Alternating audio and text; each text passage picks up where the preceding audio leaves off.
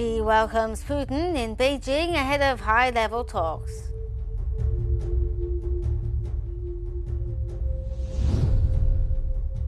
Trump says Iran conflict could end very quickly as talks continue.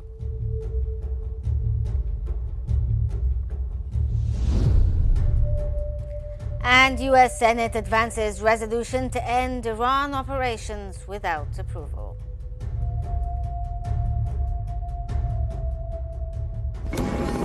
I, Donald John Trump, do solemnly swear. If you look at that,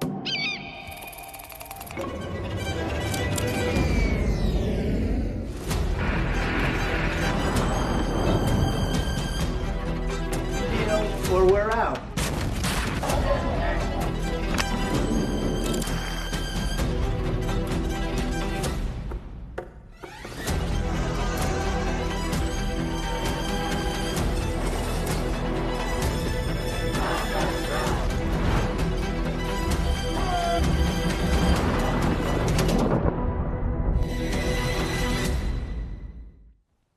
Good morning and welcome to the first live transmission of the day with the news bulletin. And as global tensions reshape alliances and economic priorities, attention is turning to Beijing, where the Russian President Vladimir Putin's visit to China is being closely watched as a key indicator of the future direction of energy cooperation, trade relations and geopolitical alignment among major world powers.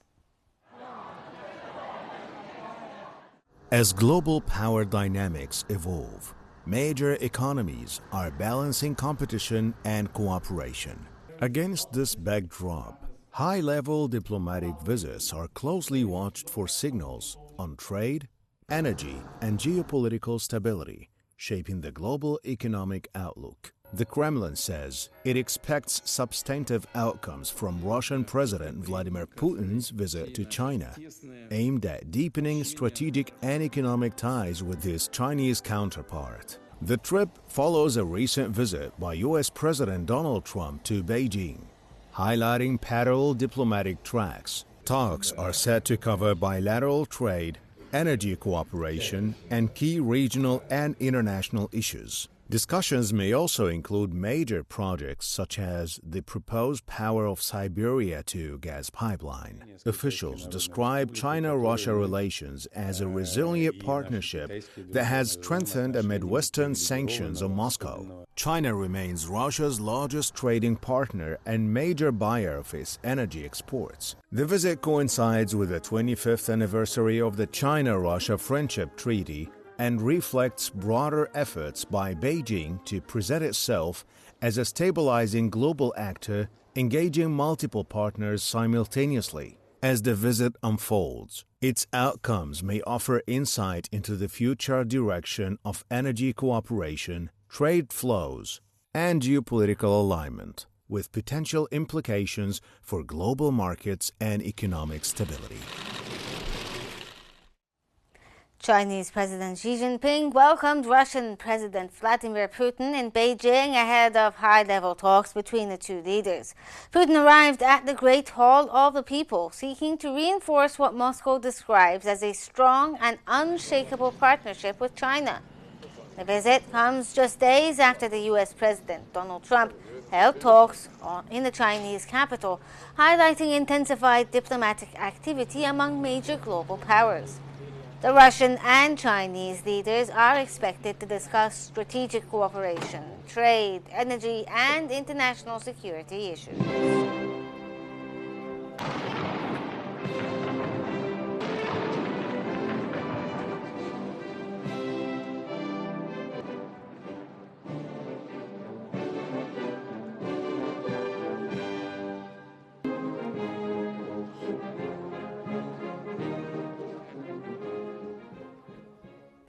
Russian President Vladimir Putin said relations between Russia and China have reached what he described as an unprecedentedly high level.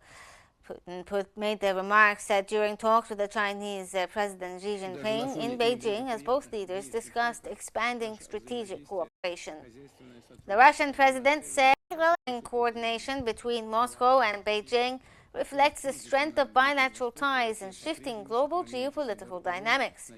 The meeting comes as both countries seek closer cooperation in energy, trade, and international security issues. Идет сложный процесс формирования полицентричного мира, основанного на балансе интересов всех его участников. Вместе с китайскими друзьями отстаиваем культурно. Chinese President Xi Jinping has said that the situation of the Gulf region in the Middle East is at a critical juncture between war and peace, and all hostilities must end immediately. Xinhua reported that Xi made the remarks when holding talks with the Russian President Vladimir Putin, who is on a state visit to China. He added that China and Russia should jointly advance a more just and balanced global governance system. He warned that unilateralism and hegemonic practices are re-emerging, despite global aspirations for peace and cooperation. Xi stressed that as UN Security Council permanent members, both countries must deepen strategic coordination, pursue long-term national development, and play a leading role in reshaping international governance.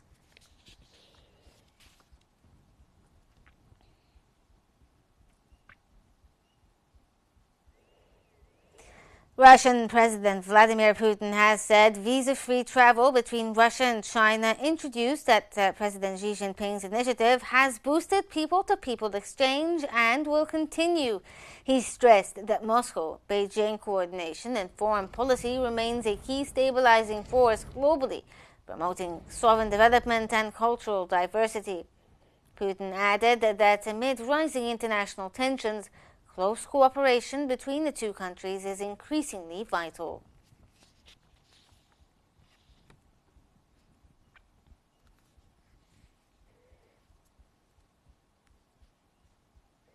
And we now cross over to Hed Al-Hamalawi in our newsroom. To you, Hed, good morning.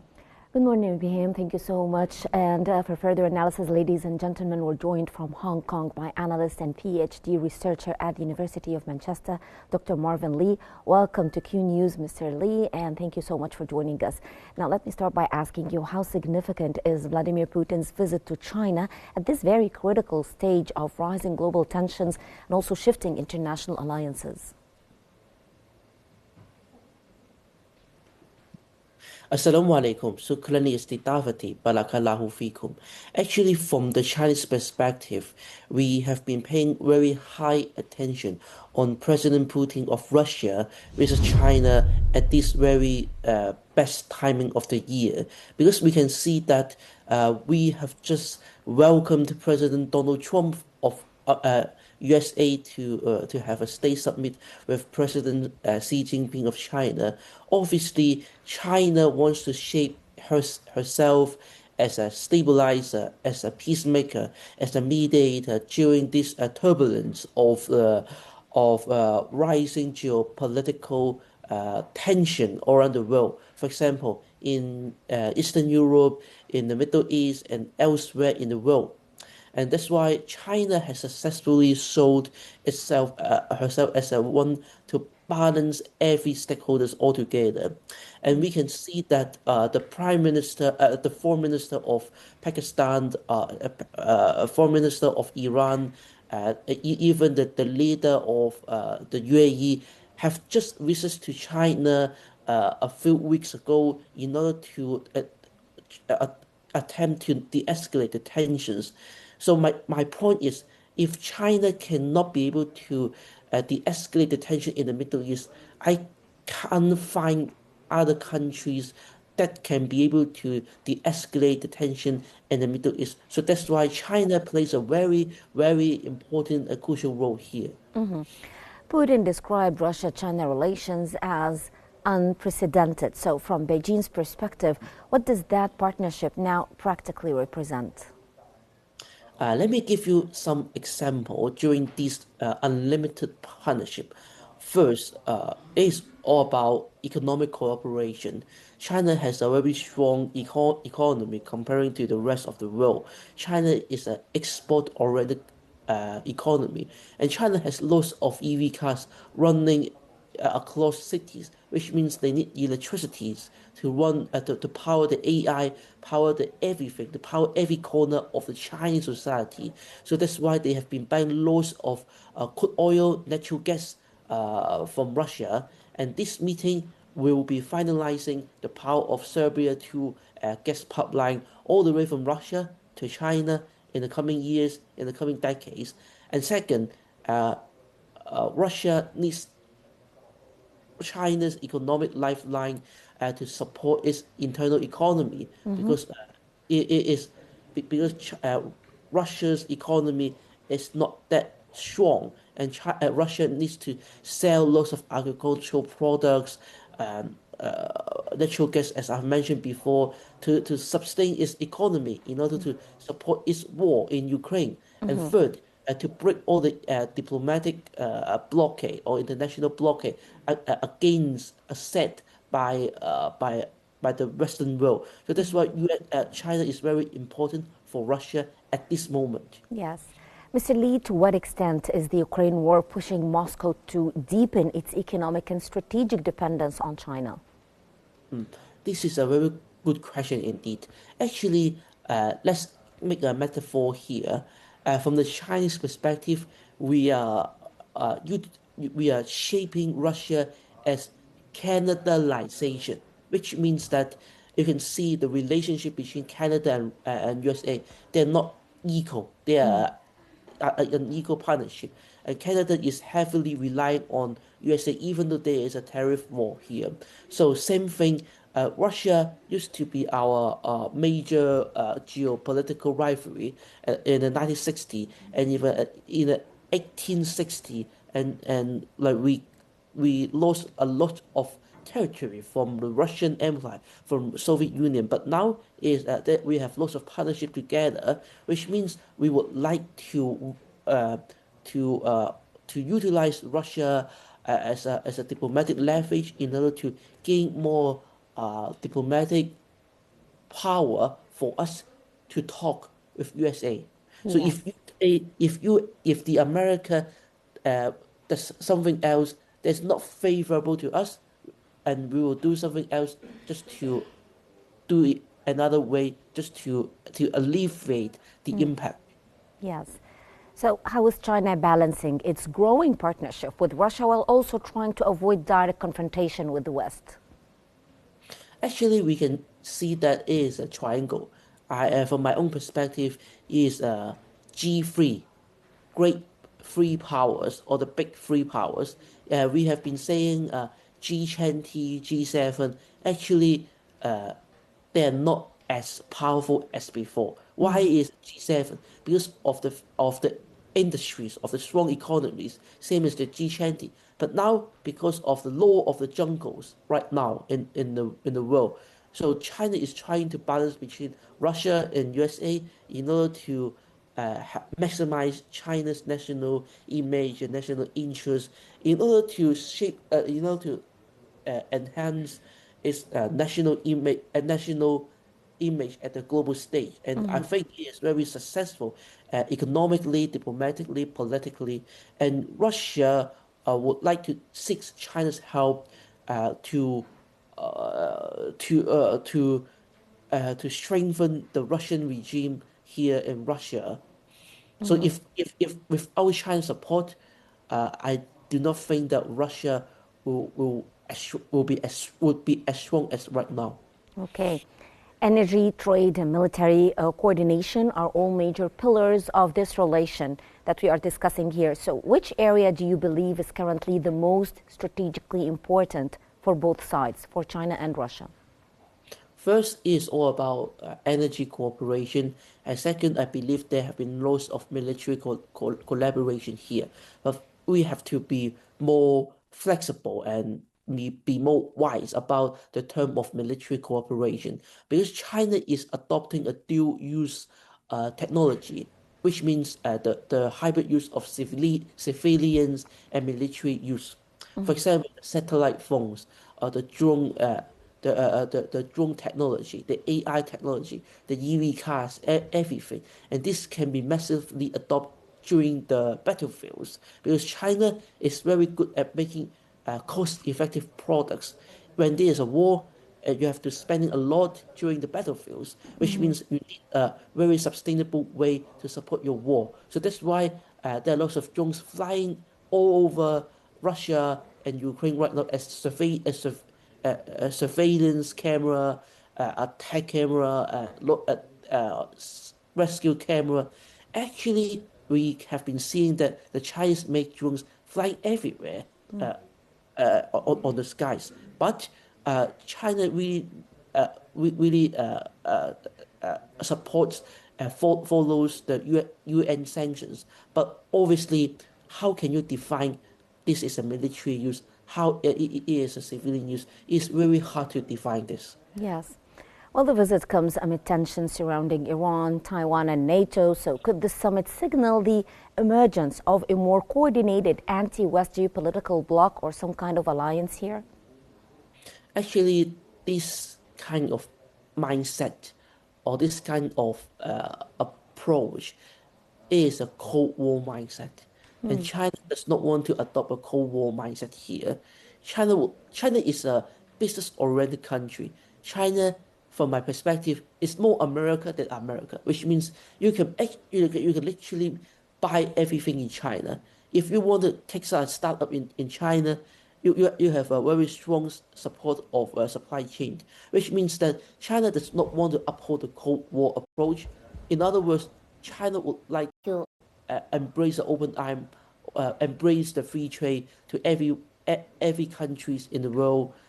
In contrast, USA is trying to relinquish the free trade here. Well, from Hong Kong, that was Dr. Marvin Lee, analyst and PhD researcher at the University of Manchester. Thank you so much for your valuable insights and for joining us here on Q News. And now we go back again to Riham in our studio to resume our bulletin. To you, Riham. Thank you so much, Hannah. And back to the bulletin, where the CEO of the Russian Direct Investment Fund, Kirill Dmitrov, has said that Russia's Direct Investment Fund has expanded cooperation with Chinese partners during President Vladimir Putin's visit to Beijing. He announced agreements spanning satellite production and launches, joint investment with Shanghai Cooperation Organization countries, and major infrastructure partnerships with a leading Chinese firm aimed at delivering complex, large-scale projects and deepening long-term economic coordination between Moscow and Beijing.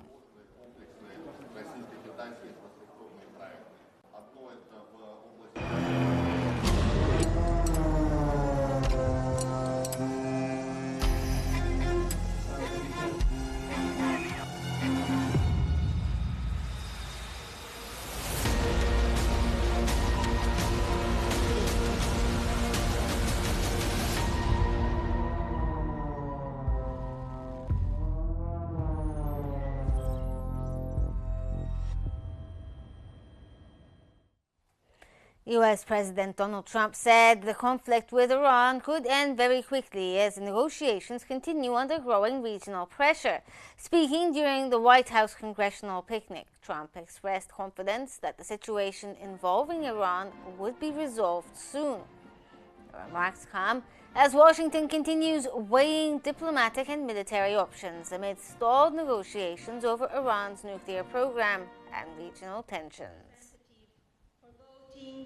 Unanimously to lift America's foster children above partisan politics. The U.S. Senate advanced a war powers resolution aimed at ending military operations against Iran unless Congress authorizes continued action. The procedural vote passed with support from Democrats and several Republicans in a rare bipartisan rebuke of President Donald Trump's handling of the Iran conflict. Lawmakers backing the resolution argued that Congress, not the President, holds the constitutional authority to approve war actions involving U.S. forces. The measure still faces major hurdles in both chambers of Congress and would likely face a presidential veto if ultimately approved. And eventually, we'll either hit a deal or we won't, but we're going to keep on working at it. And I think it's important for us to actually privately have these conversations, because sometimes when you're doing a negotiation and you put everything out there in public.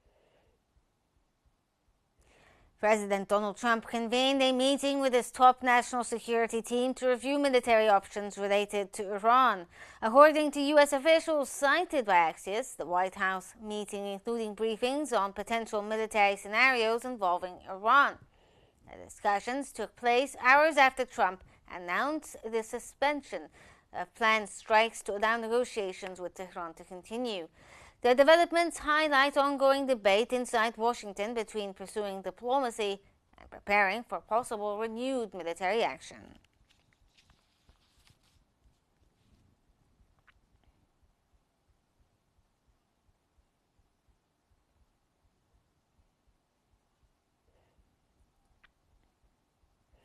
Iranian Foreign Minister Abbas Araghchi has said that months after the war on Iran began, the U.S. Congress is now acknowledging the loss of dozens of aircrafts worth billions. In a post on X, he added that Iran's armed forces have been confirmed as the first to successfully shoot down an advanced F-35 fighter jet. Araghchi stressed that lessons learned from the conflict have strengthened Iran's capabilities, warning that any return to war would bring further strategic surprises.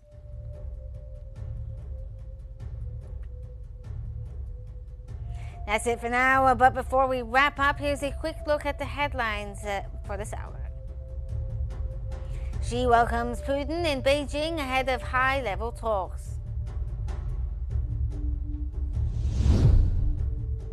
Trump says Iran's conflict could end very quickly as talks continue. And U.S. Senate advances resolution to end Iran operations without approval. That brings us to the end of this bulletin. Thank you for watching here on Q News, your window to the latest developments across the world and around the region.